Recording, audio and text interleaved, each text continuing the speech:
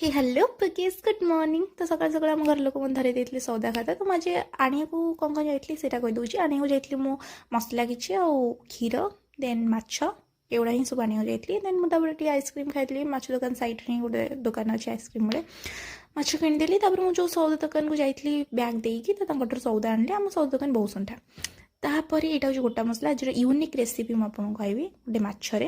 Then यहाँ हूँ रसुण आउ सोरिषर पेस्ट पोस्ता और काजूर पेस्ट देन आंबुल पानी देन कड़ ओके। देन कौन केमती स्टार्ट करेंगे से आपको एबे कहूँ। सोरिष तेल टे अधिका नहीं जाए तादेह गोटा मसला फास्ट पकईदे। गोटा मसला टिके घाटी देवे। देन तादेह पकईदे आम जो रसुण आउ सोरिषर पेस्ट थी पकईदे आ टिके अदा विदाउट ओनियन यहाँ ओके।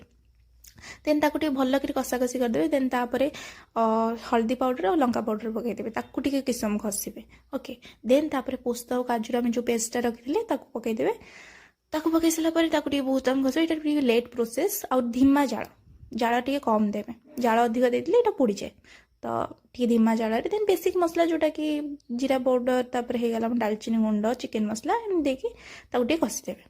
लुण बेसिक मसला किसी भी अलग टाइप मसला देवे। देन लास्ट को मुझे कड़ यहाँ लास्ट नो लास्ट को आम आंबुल पानी देवा। देन कड़टा गोटे इंपोर्टाट कथा हो कड़टा को बहुत घाटे भलसे। देन आप तरकारी देवे ना कड़टा थाए ना से फाटीज तरकारी ओके। तो यहाँ टी ध्यान रखिए। देन तापर पकईदेवे माछ पकईदेवे। लास्ट को माछ टे फुटी सारापर आंबुल पानीटा टे पकईदेवे। आंबुल पानी पकईकी घाटी देवे। आंबुल गोटे मखस देवे ना से जो खट्टा अंशटा तार आसेनी। तापर धनिया पत्र आ गोटे आलू देकी सर्व कली एंड एंजॉय। बहुत टेस्टी लगे सीरियसली।